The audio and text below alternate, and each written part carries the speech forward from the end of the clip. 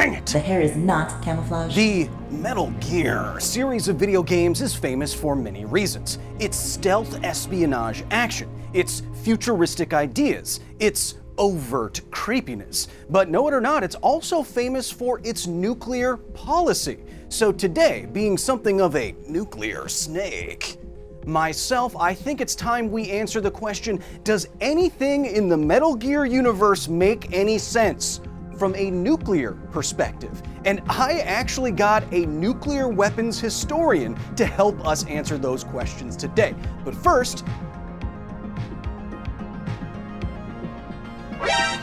dang it, Kojima-san! Now entering the facility. Before we start full-on critiquing this man for some silly and not so silly ideas, credit where credit is due.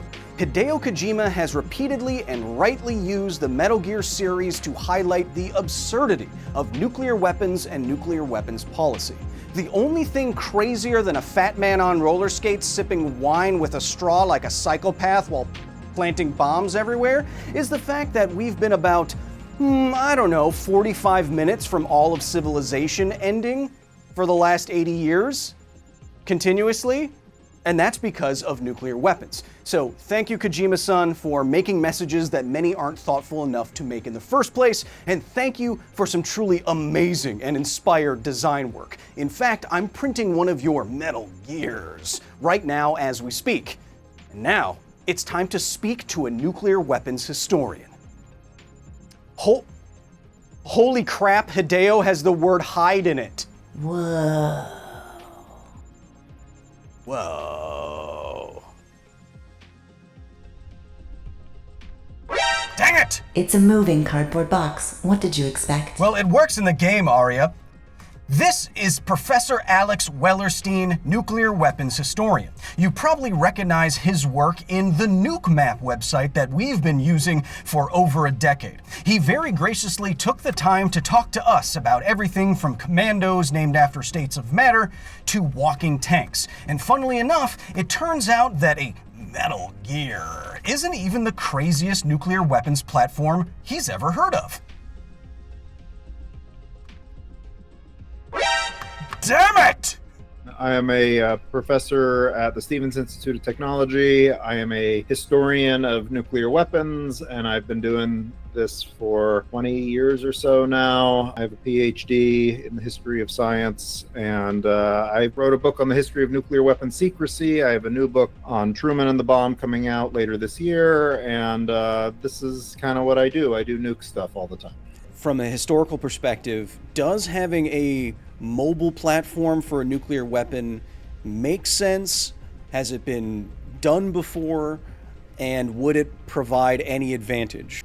So there have been as many delivery vehicles pursued research-wise as you can imagine, right? Just ones that never got built, just bizarre ones, way weirder. There have not been bipedal tanks, but we can talk about other things. But there have been way weirder things that were actually researched. My favorites, if we're picking weird delivery. Oh yeah, give me the weirdest one you can think of. Well, Project Pluto is famously weird, right? This is a nuclear rocket, so it's a rocket that runs with a nuclear reactor, right, as its propellant method. It's a nuclear cruise missile that is intercontinental in range and would sort of pop H-bombs out the top of it as it went. And they never built this. This is a very difficult thing to pull off, but this was very carefully studied. They built nuclear rockets, they tested them. There are things where it's they spent a lot of money on a nuclear reactor powered bomber. So this is a bomber with a nuclear reactor in it, so that you'd never have to land for fuel reasons. But of course, if it crashes, it's got a nuclear reactor in it. And also the amount of shielding you need to have a human being flying with a reasonably sized nuclear reactor is extensive, and that doesn't work so well with an airplane, and et cetera. The other one I really love, so there's a very small nuclear weapon. The smallest one the United States ever did was called the Davy Crockett. And so this is a weapon that weighs like 80 pounds. Like, it's very small. It's very low yield, much lower than the Hiroshima bomb. Right, and it's actually featured in one of the games. It's a famous. It shows up in the Fallout game, basically. Also, those for example of like, it's like your man-portable nuclear weapon, and you can. The main way you use it is it's a recoilless rocket, so you're using like a mortar, basically a very small mortar. But that's not even the fun bit. The fun bit is one of the other ways they thought about using it. They were at the same time, this is the 1960s, looking into basically flying cars. So they had a thing called an air jeep that was developed, and it's basically like a cross between a helicopter and a jeep. Looks very unstable, right? Man. It's like big fans under your Jeep, and they wanted to mount the Davy Crockett onto the air Jeep. And like, I just love the like 1960s-ish of this. Like, what if we had a flying car with nukes on it? Like, how cool would that be? And it's not a good idea. Part of Kojima's brilliance is presenting gamers with futuristic ideas they've never seen before, with Metal Gear being an example. However, the United States and other nuclear powers did in fact look into mobile weapons platforms that may have made a bit more sense. You should get a mullet. I will never get a mullet. We did look at mobile ones. We looked at ones that you could go on a train, rail mobile, so you could have a train with a nuke in it, and what you do is just have like lots of these going around all the time, and some would be empty and some would not. Oh man. We also did look into road mobile, and the Soviets actually produced road mobile. So road mobile means basically a very big truck that can hold missiles. And we did this for short range missiles for sure, but we also looked into them for long range. And the Soviets had intercontinental road mobile. So like, the advantage of being mobile is you're hard to target because you can have this thing moving around. You can have it in, especially if you're talking about earlier in the Cold War, where you don't have constant satellite communication and you can't like look for infrared signatures. Like, it's very hard to see in real time something that's very large, to keep track of it in real time before you have sort of constant, even with constant satellite stuff, it's not easy. So the point is, like, if you're road mobile, you're hard to target. And so you don't have to worry that if you get attacked first, you won't be able to retaliate. Right. Now, you might say, if you can do this, why would you bury them? Why have a silo then? And the answer is, it's way cheaper to just like dig a hole in the ground than to try to keep things moving constantly.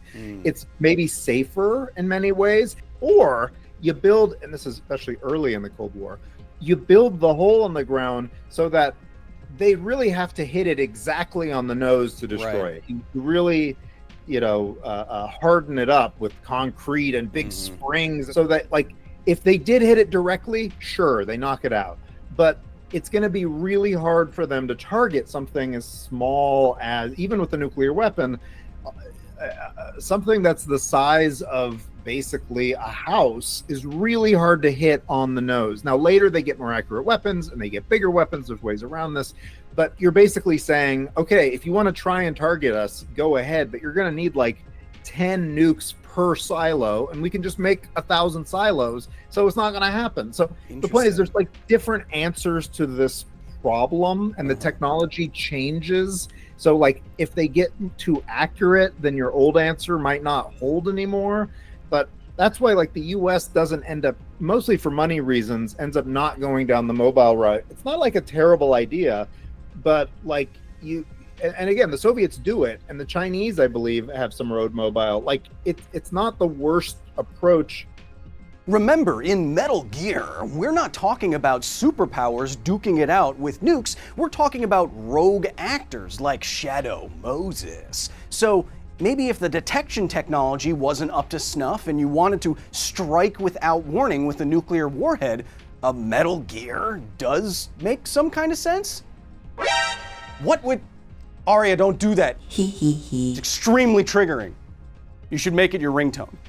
It can totally make sense. I mean, it's what you need, what you're afraid of happening to you, what kind of credibility is the term that's used in the literature. If you're going to say, look, if you nuke me, I'll nuke you back. Yes. That has to be credible if you want them to take it seriously, right? Mhm. And so if your bomb is the size of a Winnebago and you can't move it without them seeing it, that might not look very credible, right? Sure. Or the size of a giant tank walking on two legs around.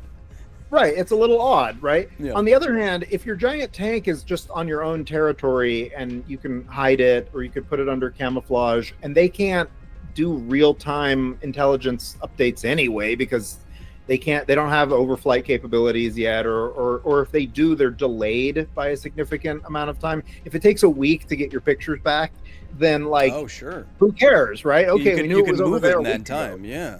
Right. How do you target that? It's going to be a lot harder. It's not crazy. I gotta be honest. It's not crazy is not what I expected a nuclear weapons historian to say in relation to the Metal Gear series. But it's not. There are mobile nuclear-equipped platforms right now. Nuclear-equipped submarines. What is crazy, though, is the whole walking bipedal reptilian tank part of Metal Gear. You know, like the whole part. The rest of it. I don't understand why it's a big deal that they have an ICBM on a tank. Like, I don't get why this is the like existential threat that's worth like worrying about clones and sneaking into presumably enemy territory and risking an international incident. Like yeah, it's not ideal if your enemy has road mobile ICBMs, but the US basically just took for granted that like, well, yeah, they'll do that, and so we'll do our own thing and we'll threaten to kill them and they'll threaten to kill us. And like, we would not risk trying to like take out one of their weapons. Also, because why wouldn't they just build another one, right? Like, we don't have 80 million guys, and they do have a whole military industrial complex. We can't just constantly sabotage every one. Why not just not care? I wouldn't care if they had a rope. It would be amazing if they had a walking tank that shot nuclear weapons. That'd be amazing. It would not change the strategic situation one iota. Like, it doesn't do anything politically if like, haha, look at our amazing. Who cares? You already had them on submarines. It doesn't change anything. This is a beautiful model of Metal Gear Rex. I printed it with the help of my new Form 4 Formlabs resin printer. I printed it out of tough 1500 resin because I wanted to be rough and tumble like an actual tank, and I wanted to be nearly indestructible like it kind of is in the Metal Gear series. But I printed this because I wanted to use this model to really show you one of Dr. Wellerstein's points more thoroughly. What's actually scary about a Metal Gear? It's not that it's a tank, it's that it can fire nuclear weapons, right?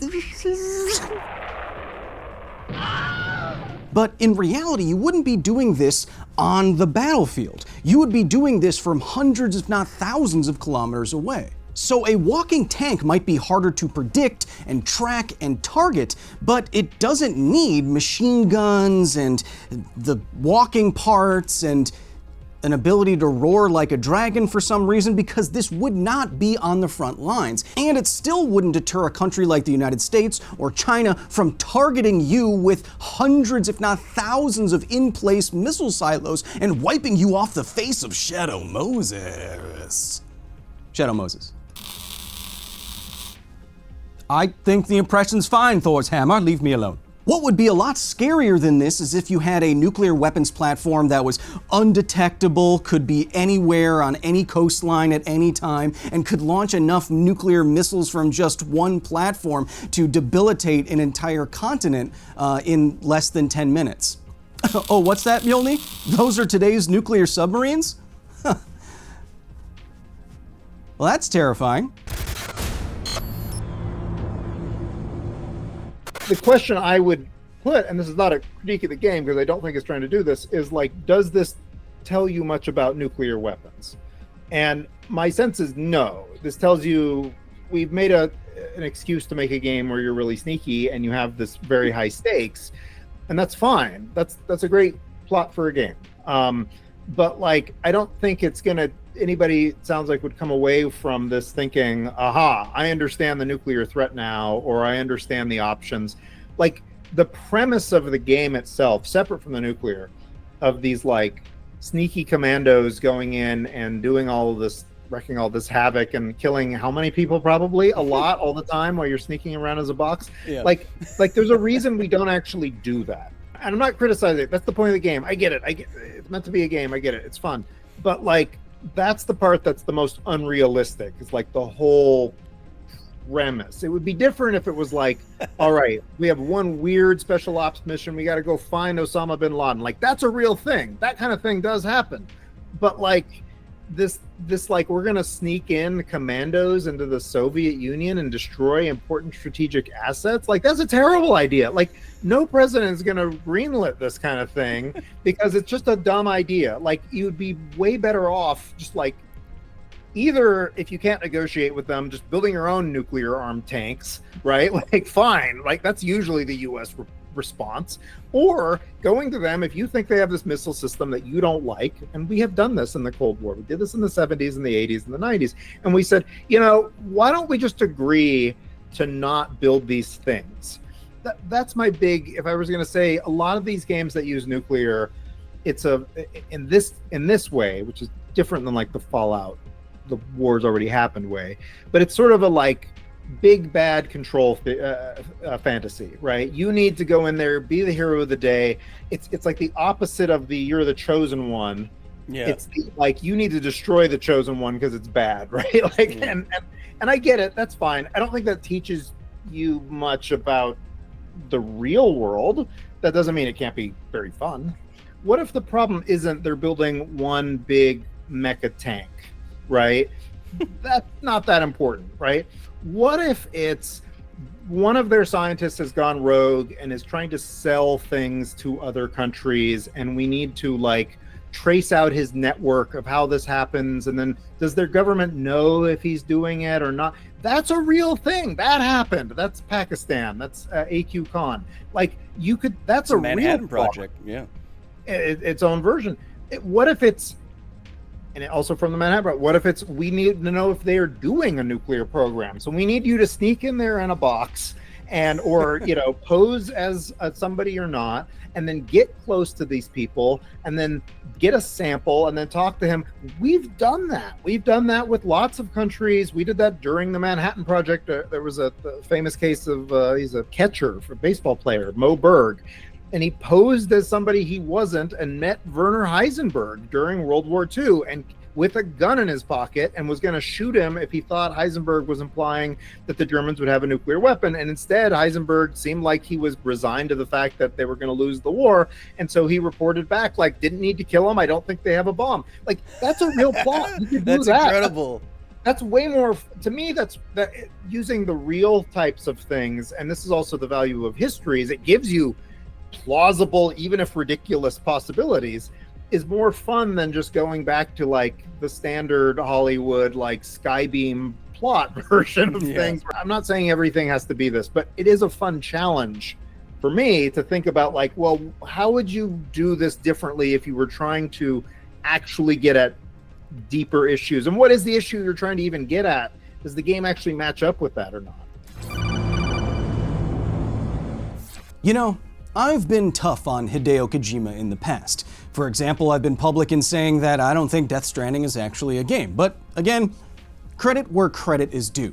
Not only is the Metal Gear series not the craziest thing an actual nuclear weapons historian has ever heard of, it is clearly a series that actually cares about nuclear non-proliferation and crazy nuclear policies. And for that, it should be commended. Now, if you'll excuse me, I have some sneaking to do, uninterrupted. Dang it, Kojima! Now exiting the facility. Thank you so much to Dr. Alex Wellerstein for taking the time to speak with us today. If you want to pre-order his new book, it's down in the description. And if you want to see the full, uncut 75-minute interview where we talk about everything from AI to Metal Gear, go to patreon.com/Kyle Hill. And the only place that you can get that is on Patreon, just like the new Office Hours podcast with me and my young ward Adef. If you want to see this private podcast with he and I taking all of your burning questions, Again, patreon.com/Kyle Hill. Get videos early, join our private Discord, get your name in every single video. Oh.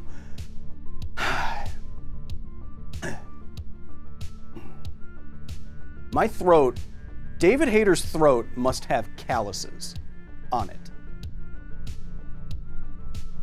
I'm not critiquing his voice work. That would make me a David Hayter.